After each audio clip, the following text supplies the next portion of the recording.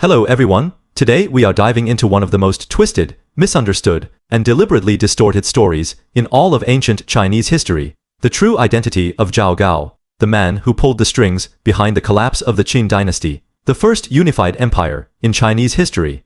For 2 full millennia, he has been branded as a scheming, emasculated eunuch, a villainous court favorite who twisted power, destroyed loyal officials, and brought down a dynasty that had conquered all warring states in just a generation. But this popular image is not just incomplete, it is a fabrication, built on misinterpreted texts, later political smear campaigns, and a complete misunderstanding of Qin dynasty court institutions. We are going to strip away 2,000 years of myth propaganda and lazy history to answer the question that has haunted scholars: was Zhao Gao a eunuch, a Zhao royal prince, or a highly educated imperial scholar? Every claim we make today rests on strict historical accuracy, drawing from Sima Qian's records of the grand historian, unearthed Qin bamboo slips, including the Shui Hudi and Zheng Jiashan texts, and modern academic consensus that has rewritten what we know about this pivotal figure. Let us step into the shadowed halls of Xianyang Palace, where a single man, hidden identity, changed the fate of an entire civilization. First, let us destroy the most persistent myth that Zhao Gao was a eunuch, in the later familiar sense, a castrated palace servant.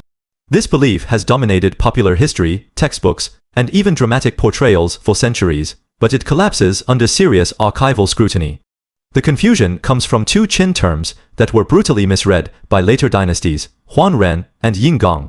In the Qin dynasty, Huan simply meant a court official who served the emperor directly. It was a job description, not a label, for physical castration. The Qin had a clear term for castrated servants, Huan, a phrase that never appears in any contemporary or early Han record describing Zhao Gao.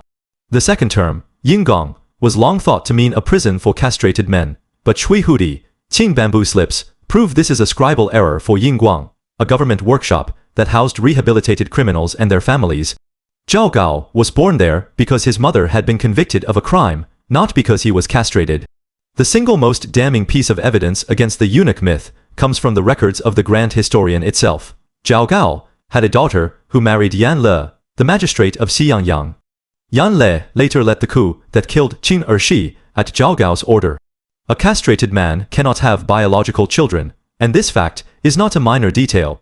It is irrefutable proof that the eunuch label was imposed centuries later during the Song dynasty as part of a moralistic smear campaign to paint Zhao Gao as an unnatural, corrupt monster.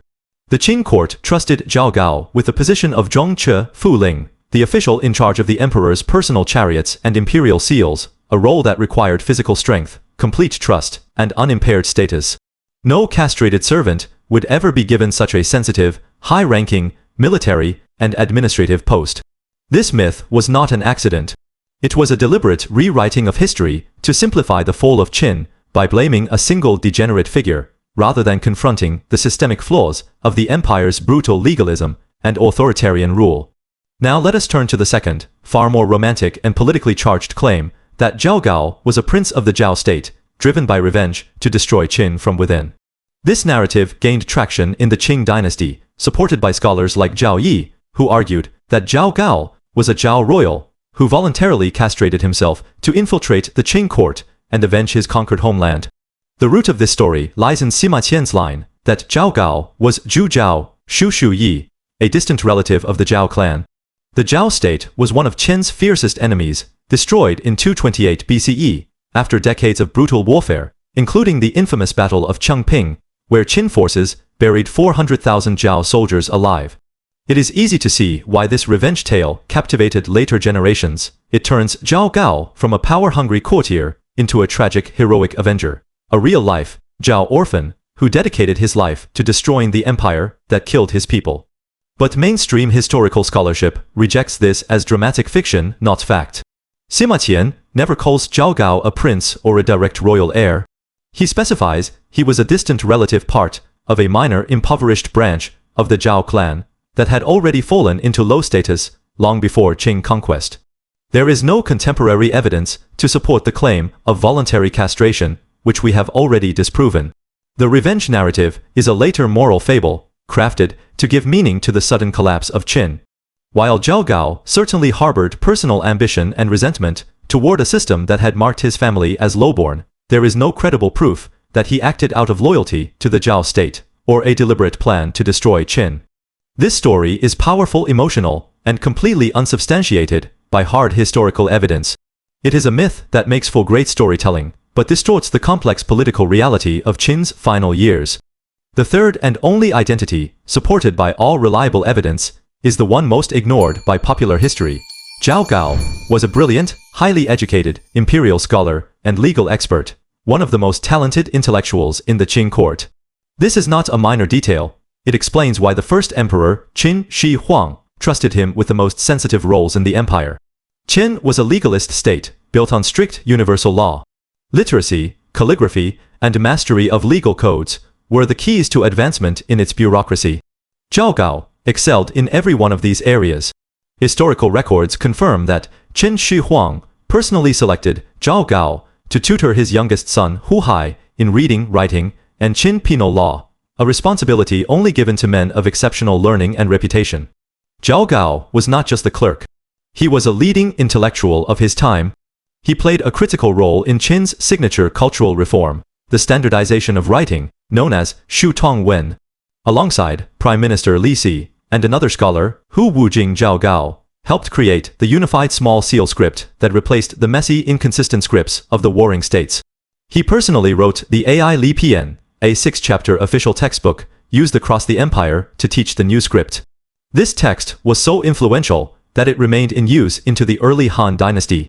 Surviving sources from the southern dynasties praise Zhao Gao's mastery of large seal script, ranking him among the finest calligraphers of the Qin era. His legal expertise was equally impressive. He could recite Qin's complex legal codes from memory and interpret them with precision, a skill that made him indispensable to the emperor's administration. This scholarly background is the missing piece that explains Zhao Gao's rise. He was not a random servant or a vengeful prince.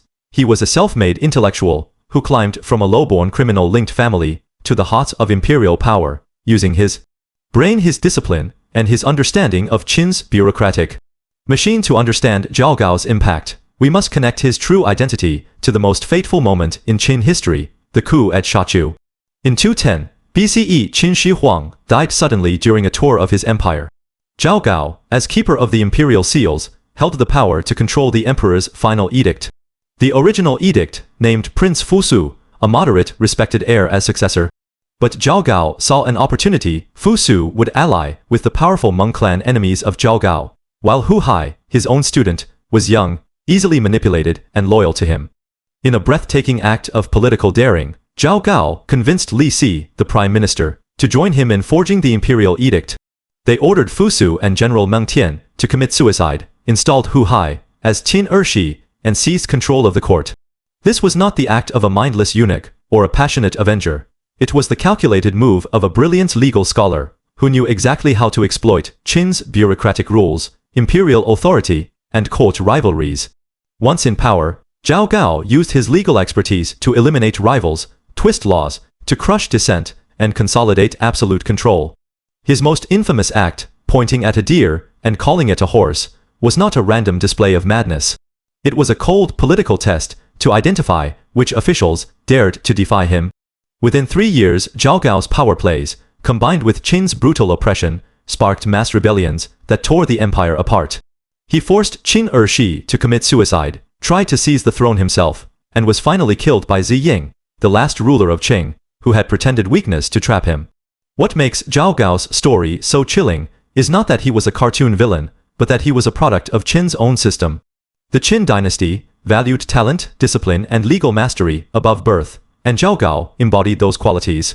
He was a self-made man who rose from the bottom of society, using his intellect only to use that same intellect to destroy the empire that had given him a chance. The 2,000-year lie that he was a eunuch was a way for later dynasties to avoid a terrifying truth that the Qin Empire's greatest strength, its meritocratic legalist bureaucracy, was also its fatal flaw, allowing a single, talented, ruthless man to bring it crashing down. The prince myth was a way to romanticize his cruelty, while the eunuch myth was a way to dehumanize him. Both erase the real Zhao Gao, a scholar, a bureaucrat, a political genius, and a man consumed by ambition, who changed the course of Chinese history. When we look back at Zhao Gao, we are not just judging one man, we are confronting how history is written, rewritten, and distorted to fit moral narratives. The Qin dynasty's collapse was not caused by a single corrupt servant or a vengeful prince. It was caused by systemic oppression, unmanageable size, and the danger of concentrating absolute power in the hands of a few. Zhao Gao was the catalyst, but he was also a creation of the very system he destroyed. His true identity, scholar, bureaucrat, political operator, forces us to face the dark reality that the most dangerous figures in history are not monsters, but brilliant, ambitious people who know how to use the rules of power against the people who make them. If you enjoyed this journey into ancient China, hit like, drop a comment, and subscribe for more epic history. See you next time.